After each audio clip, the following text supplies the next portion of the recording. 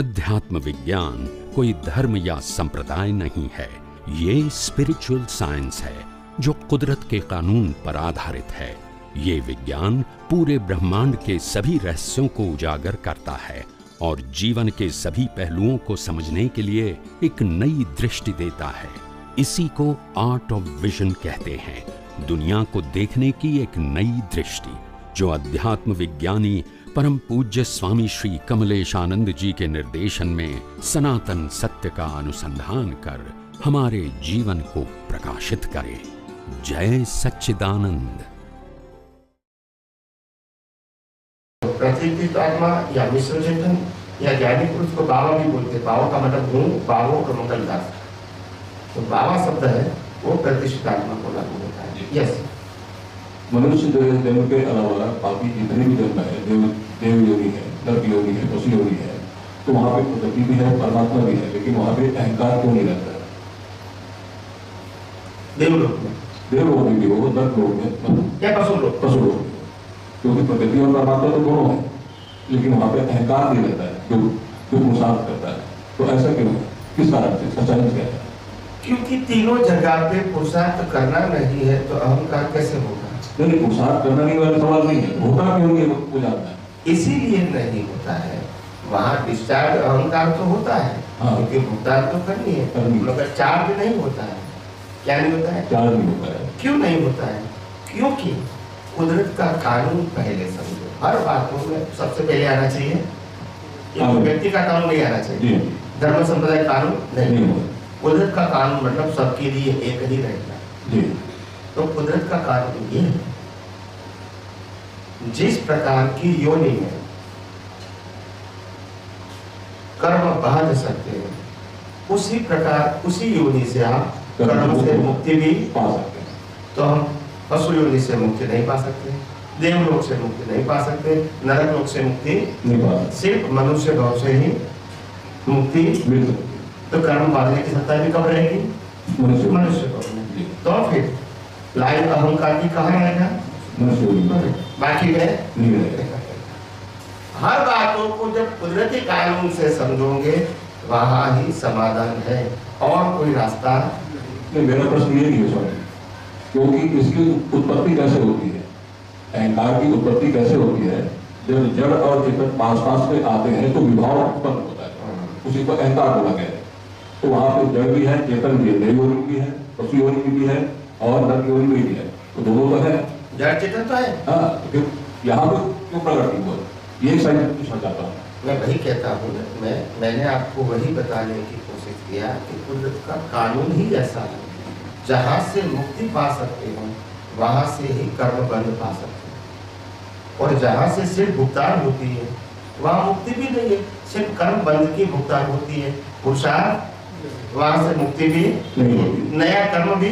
समझ में आ गया स्वामी जी, इधर कोई प्रश्न नहीं है। प्रश्न यहाँ भी खड़ा होता है क्योंकि कुदरत का ही कानून है, जब जड़ और चेतन आसपास में आते हैं तब अहंकार प्रकट होता है। वहाँ पे जड़ भी है, चेतन भी है, लेकिन वहाँ पे कुदरत का कानून खंडन होगा। जड़ और चेतन जब आपस में मिलता है, उसके साथ अगर बुद्धि कौंस में मिथ्या ज्ञान, मिथ्या दर्शन जागृत रूप में नहीं होता है, तो फिर कर्म नहीं बनता।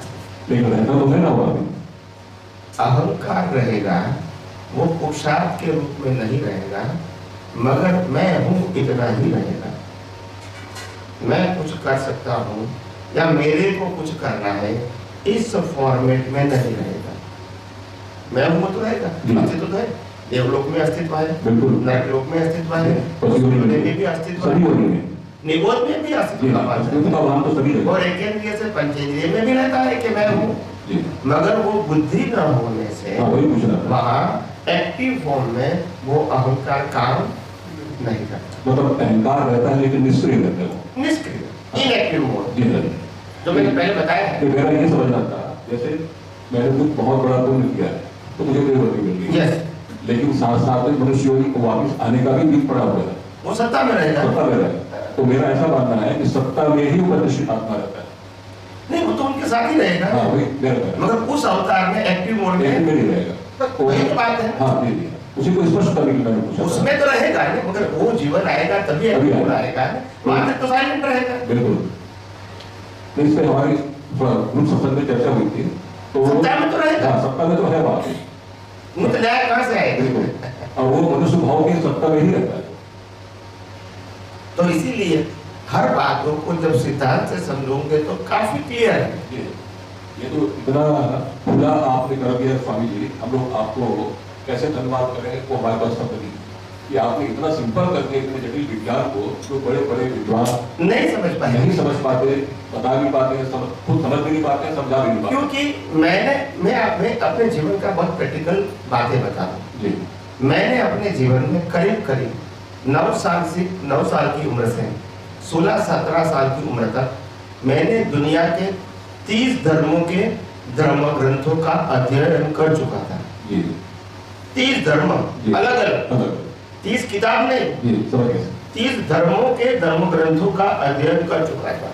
एक धर्म की अनेक किताब नहीं, जैसे जैन धर्म की 50-100 किताब पढ़ी होगी, आप समझे ना, वेदांत की, गीता की, आगम की, बुद्धिज्म की, मुस्लिम की, क्रिश्चियन की, आप समझे ना, जैन की आदि, योग साधना, आप समझे ना, ध्यान, तो ऐसी बहुत सारी थियरी है और बहुत सारे प्रकार का, जैसे विपश्यना का ज्ञान होता है, अभिप्रेक्षा ज्ञान है, ऐसी बहुत सारी अलग अलग प्रकार की थियरी है, वो भी मैंने स्टडी किया है छोटी उम्र में। और ये इतना सारा पढ़ने के बाद जब कोई बड़े जैन आचार्य या वेदांत आचार्य या गीता के आचार्य को मिलता हूँ और जब उन्होंने मेरी लाइफ के बारे में जो सुना है पहले, तो वो मेरे को प्रश्न करते हैं, स्वामी जी इतनी सारे धर्म ग्रंथ का अध्ययन करने के बाद उसमें से आपने क्या पाया? ये उनका कॉमन क्वेश्चन होता है। तो मैंने कहा मैंने धर्म ग्रंथों के अंदर अध्ययन करके इतना सार निकाला कि तुम जो अनुभव प्राप्त करना चाहते हैं ये किताबों में नहीं है। किताबों में इंफॉर्मेशन है, अनुभव नहीं। किताबों में कैंडल दो सकते हैं, प्रकाश नहीं मिलता है, बोलते नहीं है। किताब फूट का भी पीछे लगा सकते हैं मगर भूख नहीं। किताबों में आत्मा शब्द पढ़ने से आत्मा का अनुभव नहीं होगा। ये इंफॉर्मेशन है, ये नॉलेज है। रियलाइज तो आपको ही करना पड़ेगा क्योंकि चेतन आपके पास है। किताब में चेतन नहीं है, किताब में इंफॉर्मेशन है। क्या है? ये जैसे चौराहे पर जाते हैं तो लिखा है आपको दिल्ली जाना है तो उस तरफ जाओ, बम्बई जाना है तो इस तरफ जाओ, मध्य प्रदेश जाना है तो इस तरफ जाओ, आप समझे ना? तो वो इंफॉर्मेशन देते हैं, वो चलते नहीं, चल के तो हमको ही जाना है। वो गॉड कभी ज्ञान देता नहीं है, वो गॉड डायरेक्शन देता है। मगर चल के जाओगे तभी आपको मालूम होगा कि बम्बई क्या है और दिल्ली क्या है। वो गॉड आपको बम्बई दिल्ली का अनुभव नहीं करा सकता, मगर इंफॉर्मेशन दे सकता है। दिल्ली ये तरफ है और बम्बई ये तरफ। समझ में आता है? यही किताब करते हैं। और हम क्या समझते हैं? गॉड को ही ज्ञान समझ लेते, बस ये गलती हो गई।